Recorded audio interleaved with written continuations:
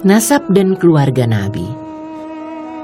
Nasab Nabi ada 3 bagian tentang nasab Nabi Sallallahu Alaihi Wasallam. 1. Bagian yang disepakati kebenarannya oleh pakar biografi dan nasab, yaitu sampai Adnan. 2. Bagian yang mereka perselisihkan, yaitu antara nasab yang tidak diketahui secara pasti dan nasab yang harus dibicarakan, tepatnya Adnan ke atas hingga Ibrahim alaihi salam. 3. Bagian yang sama sekali tidak diragukan bahwa di dalamnya ada hal-hal yang tidak benar, yaitu Ibrahim ke atas hingga Adam. Keluarga Nabi. Keluarga Nabi Shallallahu Alaihi Wasallam dikenal dengan sebutan keluarga Hasyimiyah yang dinisbatkan kepada kakeknya Hashim bin Abdul Manaf. Oleh karena itu ada baiknya jika menyebutkan sekilas tentang keadaan Hashim dan keturunan sesudahnya. 1. Hashim. Sebagaimana yang sudah kita sebutkan tadi, Hashim adalah orang yang memegang urusan air minum dan makanan dari Bani Abdul Manaf. Tepatnya tatkala Bani Abdul Manaf mengikat perjanjian dengan Bani Abdidar dalam masalah pembagian kedudukan di antara keduanya. Hashim sendiri adalah orang kaya raya yang terhormat. Dialah orang pertama yang memberikan remukan roti bercampur kuah kepada orang-orang yang menunaikan haji di Mekah. Nama aslinya adalah Amru. Dia dipanggil Hashim karena suka meremukkan roti.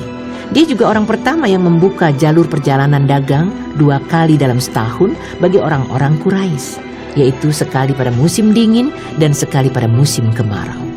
Seorang penyair berkata tentang hal ini. Amru yang meremukkan roti bagi kaumnya, kaum Mekah yang tertimpa musim kering kerontang. Dia ditempatkan 2 kali perjalanan untuk niaga, sekali perjalanan musim kemarau dan penghujan. Di antara momen kehidupannya, dia pernah pergi ke Syam untuk berdagang. Setiba di Madinah, dia menikahi Salma binti Amru dari Bani Adi bin An-Najjar dan menetap di sana bersama istrinya itu. Lalu dia melanjutkan perjalanan ke Syam, sementara istrinya tetap bersama keluarganya yang saat itu sedang mengandung anaknya, Abdul Muttalib. Namun, Hashim meninggal dunia setelah menginjakkan kaki di Palestina, sementara Salma melahirkan Abdul Muttalib pada tahun 497 Masehi dengan nama Syaibah, karena ada rambut putih atau uban di kepalanya. Adapun pengasuh selanjutnya diserahkan kepada bapak Salma di Yastrib. Sementara tak seorang pun dari keluarga Hashim di Mekah yang merasakan kehadiran Abdul Muttalib. Hashim mempunyai 4 putra, Asad, Abu Saifi, Nadlah, dan Abdul Muttalib, dan 5 putri, Ashifa, Khalidah, Daifah, Rukayah, dan Jannah. 2. Abdul Muttalib. Seperti yang sudah kita singgung di bagian terdahulu, penanganan air minum dan makanan sepeninggal Hashim ada di tangan saudaranya, Al-Muttalib bin Abdi Manaf. Seorang laki-laki yang terpandang, dipatuhi dan terhormat di tengah kaumnya, yang dijuluki orang-orang Quraisy dengan sebutan Al-Fayyad atau Sang Dermawan, karena dia memang seorang dermawan. Tatkala Al-Muttalib mendengar bahwa Saiban atau Abdul Muttalib sudah tumbuh menjadi seorang pemuda atau lebih tua lagi, maka dia mencarinya. Setelah keduanya saling berhadapan, kedua mata Al-Muttalib meneteskan air mata haru. Lalu dia pun memeluknya dan dia bermaksud membawanya.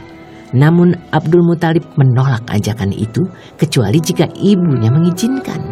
Maka Al-Muttalib memohon kepada ibu Abdul Muttalib. Namun permohonan itu juga ditolak. Sesungguhnya dia pergi ke tengah kerajaan bapaknya dan tanah suci Allah, kata Al-Muttalib mengajak. Akhirnya ibunya mengizinkan. Maka Abdul Muttalib dibawa ke Mekah dengan diboncengkan di atas untanya. Sesampainya di Mekah orang-orang berkata, "Inilah dia Abdul Muttalib." Al-Muttalib berkata, "Celakalah kalian, dia adalah anak dari saudaraku Hashim." Abdul Muttalib menetap di rumah Al-Muttalib hingga menjadi besar. Kemudian Al-Muttalib meninggal dunia di Yaman. Maka Abdul Muttalib menggantikan kedudukannya. Dia hidup di tengah kaumnya dan memimpin mereka seperti dilakukan bapak-bapaknya terdahulu. dia mendapat kehormatan yang tinggi di tengah kaumnya yang tidak pernah diperoleh bapak-bapaknya. Dia dicintai kaumnya dan diagungkan. Namun, Naufal, paman dari Abdul Muthalib, merebut sebagian wilayah kekuasaannya yang membuat Abdul Muthalib marah. Maka dia meminta dukungan kepada beberapa pemimpin Quraisy untuk menghadapi pamannya. Namun mereka berkata, "Kami tidak ingin mencampuri urusan antara dirimu dan pamanmu." Maka dia menulis surat yang ditujukan kepada paman-paman dari pihak ibunya, Bani An-Najjar, berisi beberapa bait syair yang intinya meminta pertolongan kepada mereka. Salah seorang pamannya, Abu Sa'ad bin Adi, membawa 80 pasukan berkuda lalu singgah di pinggiran Mekah. Abdul Muthalib menemui pamannya di sana dan berkata, "Mari singgah ke rumahku, wahai paman." "Tidak, demi Allah, kecuali setelah aku bertemu Naufal," kata pamannya. Lalu Abu Sa'ad mencari Naufal yang saat itu sedang duduk di Hijr bersama beberapa pemuka Quraisy. Abu Sa'ad langsung menghunus pedang dan berkata, "Demi penguasa Ka'bah, jika engkau tidak mengembalikan wilayah kekuasaan anak saudariku, maka aku akan menebaskan pedang ini ke batang lehermu." "Aku sudah mengembalikannya," kata Naufal. Pengembalian ini dipersaksikan para pemuka Quraisy. Baru setelah itu Abu Sa'ad mau singgah di rumah Abdul Muthalib dan menetap di sana selama 3 hari. Setelah itu dia melaksanakan umroh lalu pulang ke Madinah. Melihat perkembangan ini, Naufal mengadakan perjanjian persahabatan dengan Bani Abdi Syams bin Abdi Manaf untuk menghadapi Bani Hashim. Bani Guza'ah yang melihat dukungan Bani An-Najjar terhadap Abdul Muthalib, maka mereka berkata, "Kami juga melahirkannya sebagaimana kalian telah melahirkannya. Oleh karena itu, kamu juga lebih berhak mendukungnya." Hal ini bisa dimaklumi karena Ibu Abdi Manaf berasal dari keturunan mereka. Maka mereka memasuki Darun Nadwah dan mengikat perjanjian persahabatan dengan Bani Hashim untuk menghadapi Abdi Syams yang sudah bersekutu dengan Naufal. Perjanjian persahabatan inilah yang kemudian menjadi sebab penaklukan Mekah sebagaimana yang akan kita bahas di bagian berikutnya. Di antara peristiwa penting yang terjadi di Baitul Haram semasa Abdul Muthalib adalah penggalian sumur Zam-Zam dan peristiwa pasukan gajah. Ceritanya secara ringkas dari peristiwa pertama, pada awal mulanya dia bermimpi disuruh menggali sumur Zam-Zam dan mencari tempatnya, maka dia pun melaksanakan perintah dalam mimpi itu. Ternyata di dalamnya dia mendapatkan berbagai benda berharga yang dulu pernah dipendam orang-orang Jurhum tatkala sedang berkuasa. Benda-benda itu berupa beberapa buah pedang, baju perang, dan 2 pangkal pelana yang semuanya terbuat dari emas. Kemudian dia menjadikan pedang-pedang itu sebagai pintu Ka'bah dan memasang 2 buah pangkal pelana di pintu itu. Abdul Muthalib tetap menangani urusan air minum dari Zam-Zam bagi orang-orang yang menunaikan haji. Tatkala sumur Zam-Zam itu ditemukan kembali oleh Abdul Muthalib, maka orang-orang Quraisy ingin ikut campur tangan menanganinya. Mereka berkata, "Kami ingin bersekutu." "Tidak bisa, ini adalah urusan yang secara khusus ada di tanganku," kata Abdul Muthalib. Dia tidak mau menyerahkan begitu saja masalah ini kepada mereka, kecuali setelah menyerahkan keputusan kepada seorang dukun wanita dari Bani Sa'ad. Mereka tidak akan pulang kecuali setelah Allah memberinya 10 anak laki-laki. Dan setelah mereka besar, dia tidak lagi mempunyai anak, maka dia akan mengorbankan atau menyembelih salah seorang di antara mereka di hadapan Ka'bah.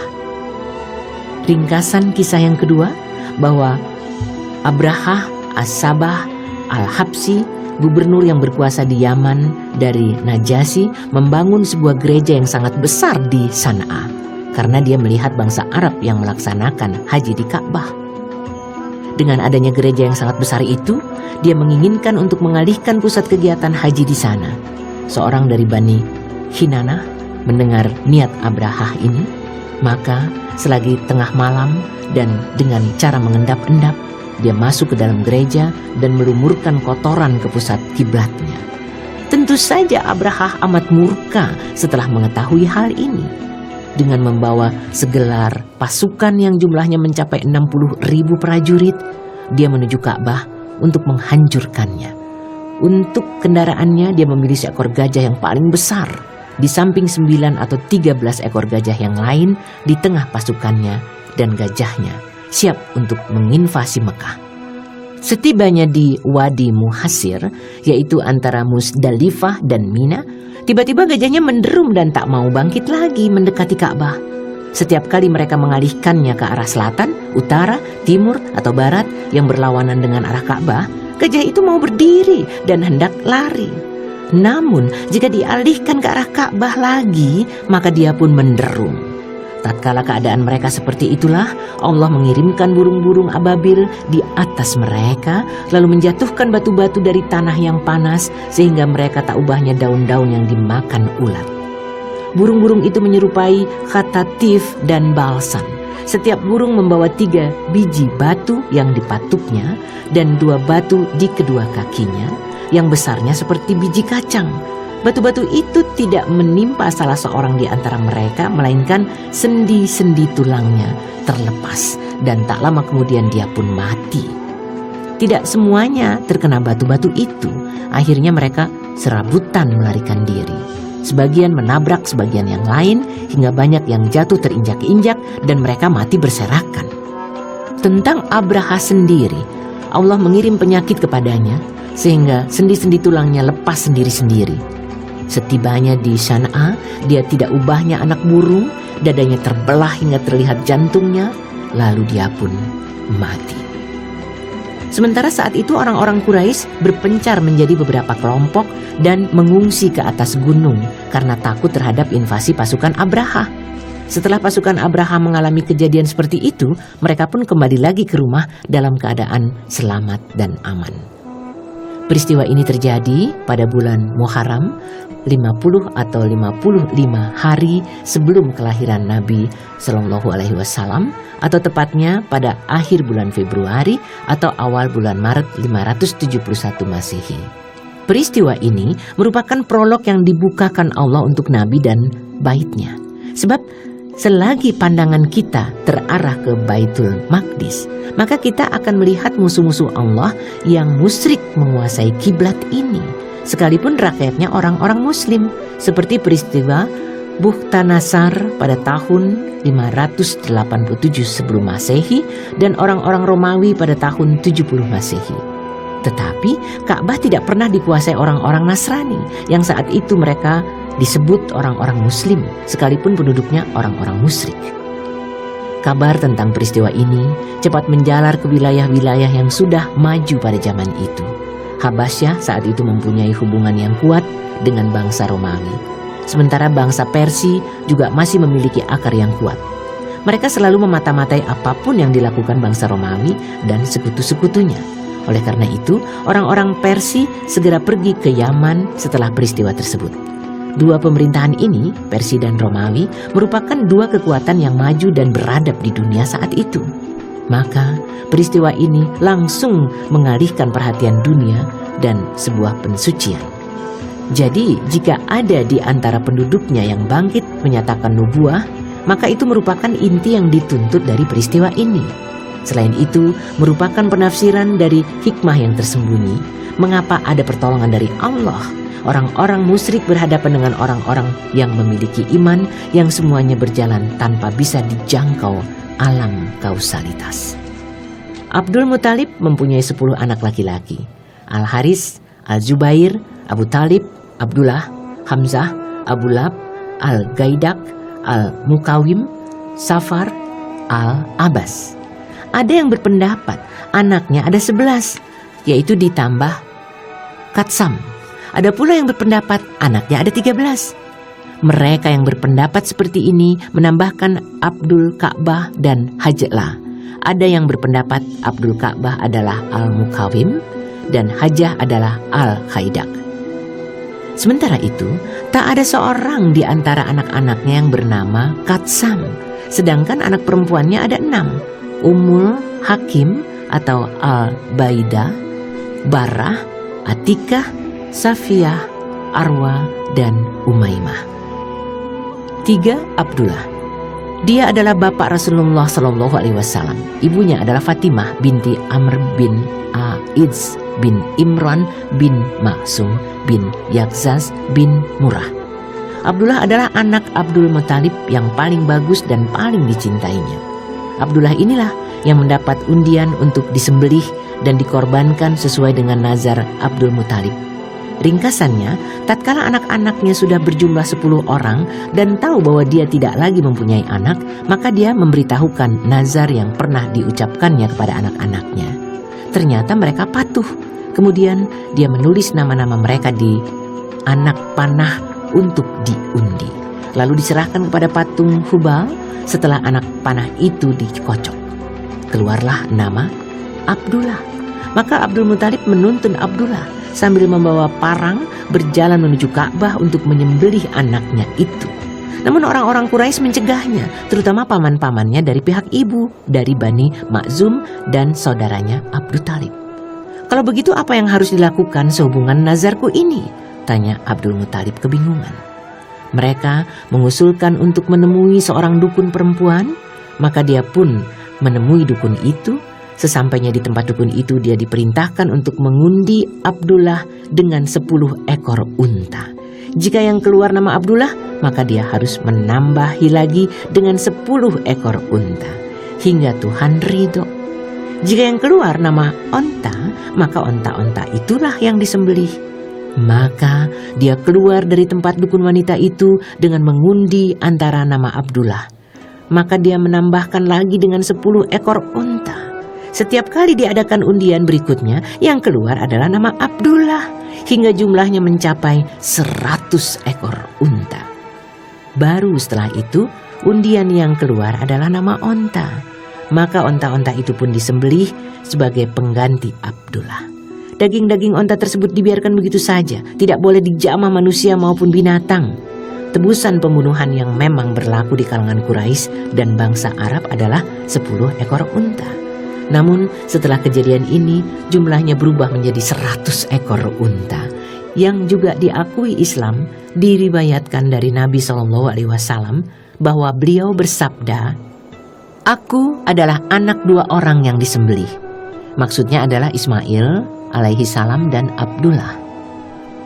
Abdul Muthalib menikahkan anaknya Abdullah dengan Aminah binti Wahb bin Abdi Manaf bin Zuhrah bin Kilab, yang saat itu Aminah dianggap wanita paling terpandang di kalangan Quraisy dari segi keturunan maupun kedudukannya.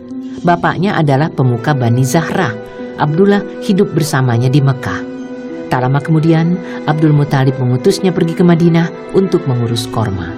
Namun dia meninggal di sana. Ada yang berpendapat Abdullah pergi ke Syam untuk berdagang, lalu bergabung dengan kafilah Quraisy. Lalu dia singgah di Madinah dalam keadaan sakit, lalu meninggal di sana dan dikuburkan di Darun Nabihah Al-Jadi. Saat itu umurnya 25 tahun. Abdullah meninggal dunia sebelum Rasulullah SAW dilahirkan. Begitu pendapat mayoritas pakar sejarah. Ada pula yang berpendapat Abdullah meninggal dunia 2 bulan setelah Rasulullah lahir.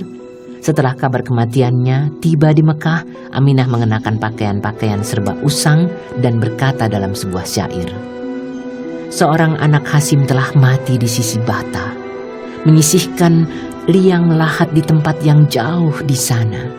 Banyak ajakan cita-cita yang hendak dipenuhi, tidak banyak yang ditinggalkan seperti anak Hasim ini. Mereka membawa tempat tidurnya di senja hari. Rekan-rekannya menampakkannya beramai-ramai.